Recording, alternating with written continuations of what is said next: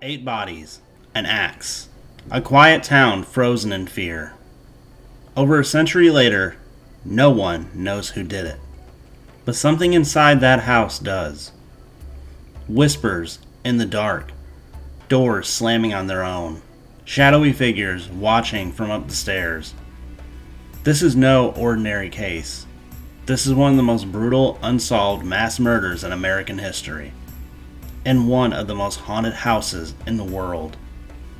Tonight, we'll travel to a small town in Iowa, where evil once entered quietly through an unlocked door and never truly left.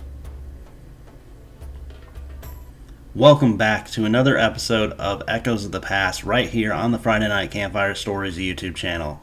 Tonight's episode is a special one. We're blending the worlds of true crime and paranormal in a crossover between both of my popular series, Echoes of the Past and Far From Fiction. We're diving deep into the horrifying 1912 Villisca Axe Murders, examining the twisted fate, chilling theories, and the restless spirits believed to still be at the infamous home. If you're into true crime, haunted history, and real paranormal encounters, you're in the right place. If you haven't already, go ahead and hit the subscribe button. Every week we bring terrifying stories, haunted locations, and unexplained mysteries straight to your screen.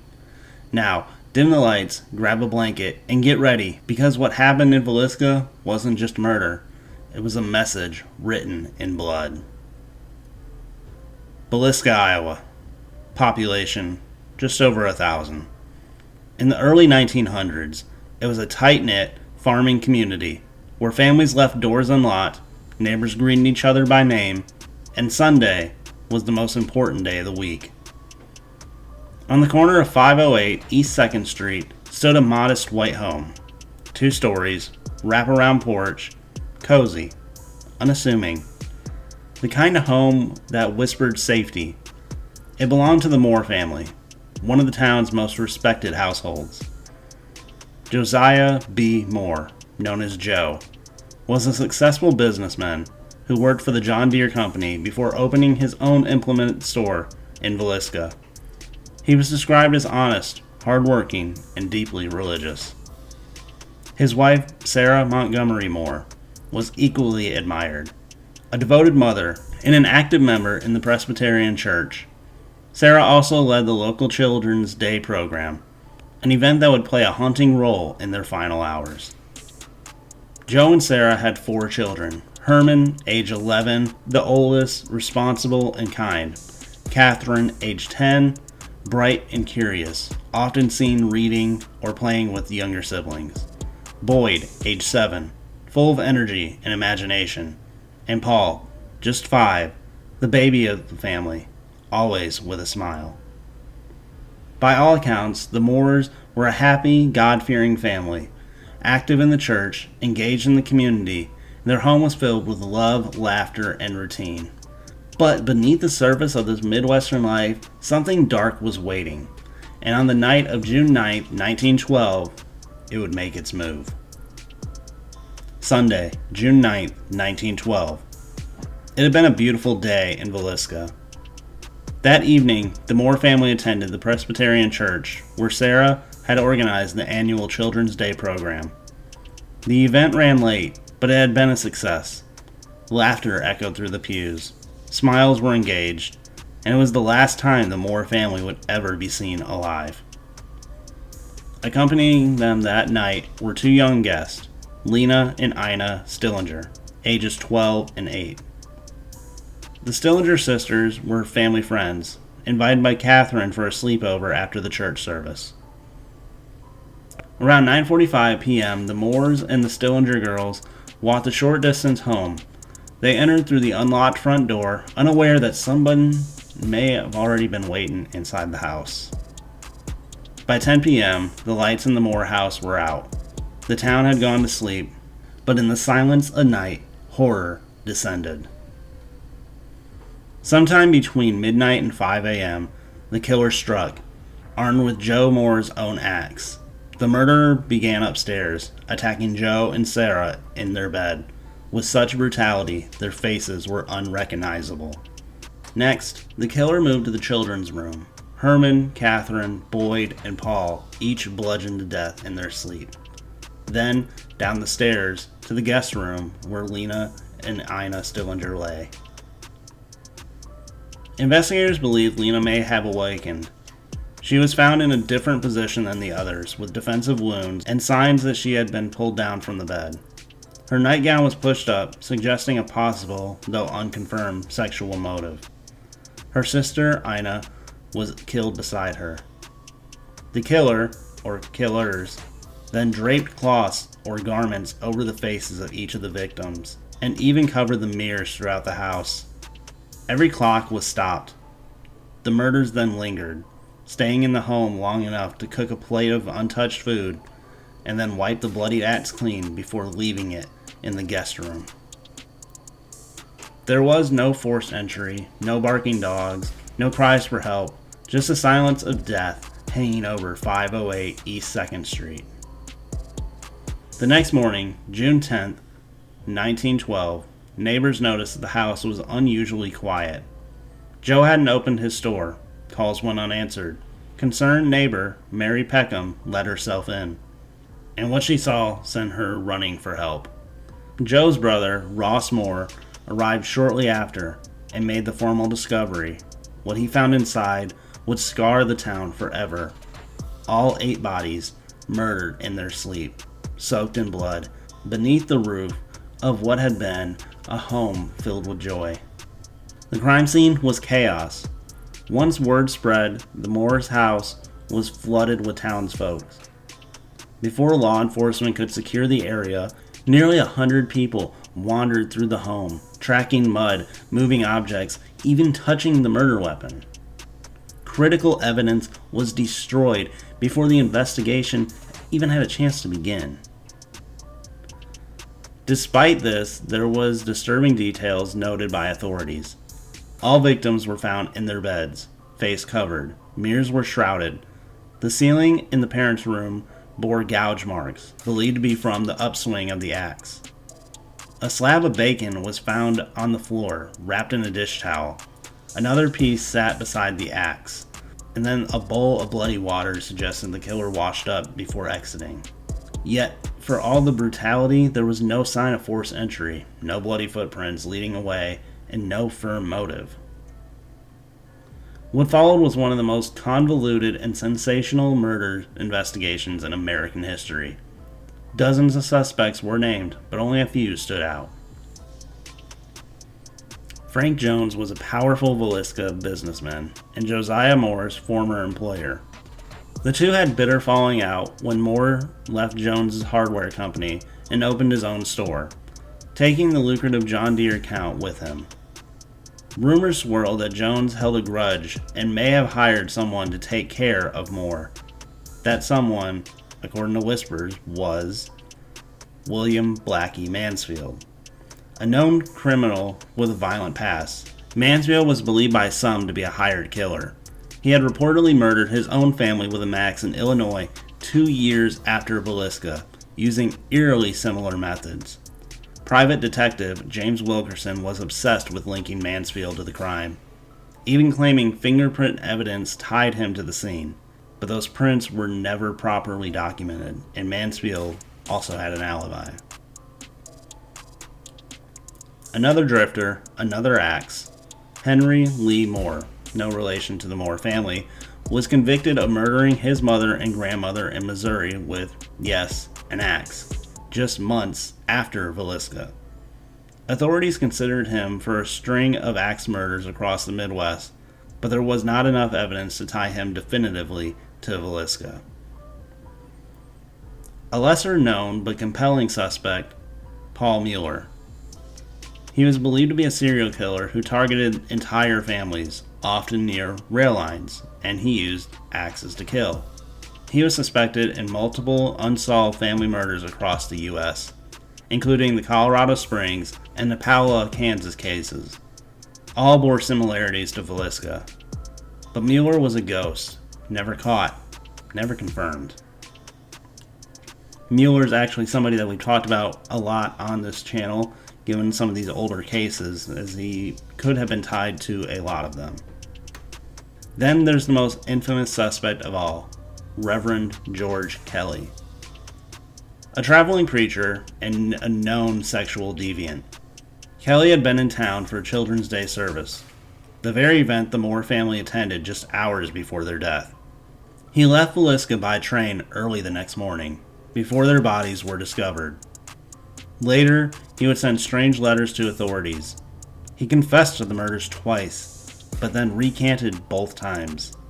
In 1917, he was tried for the crime. The first trial ended in a hung jury. The second, with an acquittal.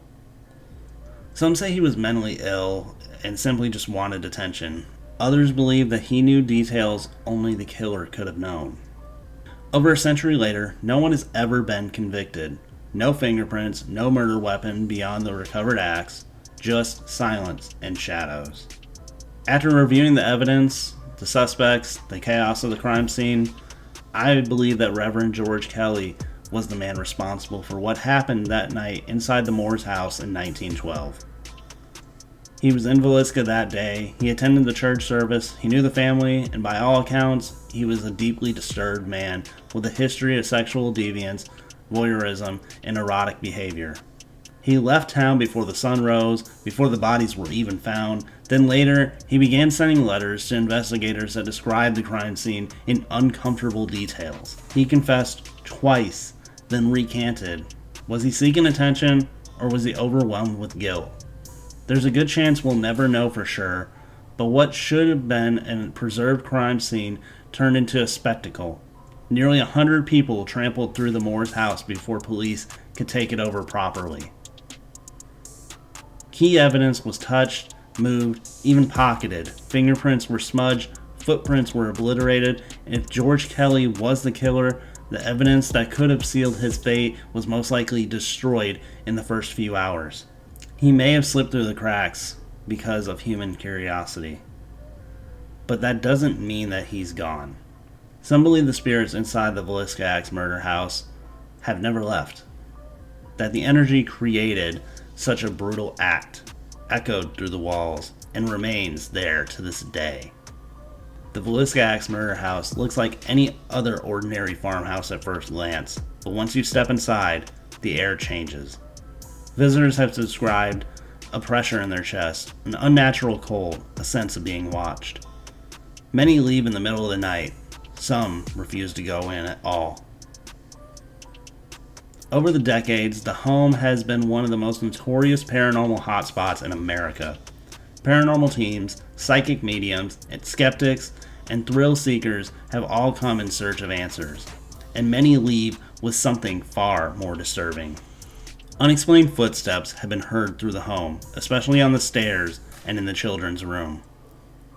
EVPs have captured faint giggles, whispers, and cries, especially when toys are brought in as offerings. Doors have been seen opening and closing on their own, with often audible clicks, sometimes even locking guests in the room. Dark shapes have been seen peeking from behind corners or darting across doorways. One of the most chilling recordings captured says, "I killed 6, followed by a child's scream." Guests have reported beds shaking, objects being thrown, and scratches appearing on their own skin. In 2010, during a paranormal investigation, a team caught an EVP that sounded like a woman crying, saying, "He's still here." Another group recorded a child's voice asking, "Can I go home now?" despite no children being present in the home. One of the most infamous moments captured during a solo overnight investigation. A guest was reportedly dragged across the floor by an unseen force. He left and never returned. Paranormal investigators often focus on the attic, the presumed hiding spot of the killer. The energy there is oppressive. People report nausea, headaches, and sudden dread. Equipment malfunctions, batteries drain instantly. Some say you can still hear the creaks of the floorboards, as if someone is pacing, waiting to strike again. 8 lives were taken in that little white house on East 2nd Street, but many believe not all of them moved on. Visitors and investigators alike have reported encounters with what they believe to be the spirits of the victims. The most active spirits are said to be the Stillinger sisters, Lena and Ina. Many report hearing the girls' laughter, giggle, and soft footsteps, especially in the guest bedroom, where their lives were taken. EVP sessions frequently capture high-pitched voices, sometimes whispering names or asking for help. Some investigators claim Lena's spirit is trying to communicate what happened that night, while others believe she's simply stuck. Her final moments too horrific to release. The Moore children are also believed to linger. Toys are seen moved around the room, rocking chairs sway on their own, and balls roll unprovoked across wooden floors. EVPs have captured what sound like children playing, and then abruptly crying out in terror. Many guests leave toys, candy, or stuffed animals behind in hopes of comforting these young spirits. Some psychics and investigators claim to feel the protective presence they associate with Sarah Moore, especially when the others attempt to provoke the spirits. Josiah, the patriarch, is said to be harder to reach. Some believe he remains in silence, watching over his family, filled with unresolved rage at what happened under his roof. But not all the energy feels innocent. Several teams believe that there's also something darker here, a presence that doesn't just belong to the victims at all. Is this the spirit of the killer, trapped in a place where he committed the unthinkable? Some claim to hear deep growls. Others describe being scratched, shoved, or overcome by nausea and dread, especially near the attic and the main bedroom. It raises an unsettling question. Is the house haunted by the victims, or by the evil that ended them? Whatever dwells within the walls of the Villisca Axe Murder House, it hasn't forgotten, and it certainly hasn't rested. Over a century has passed since the summer night in 1912. The streets of Villisca are now quiet, peaceful, but one house still holds the weight of history and the whispers of the past. Whoever walked through that front door that night, axe in hand, changed this town forever. 8 lives were taken, and a mystery was born, one that remains unsolved to this day. Some believe spirits remain because justice was never served. Others think they're here simply because it was where they took their final breath. Maybe in some way, the house is a time capsule, holding on to their story until someone finally is able to speak the truth. And maybe, just maybe, places like this remind us that the veil between the past and the present, life and death, justice and tragedy are thinner than we think.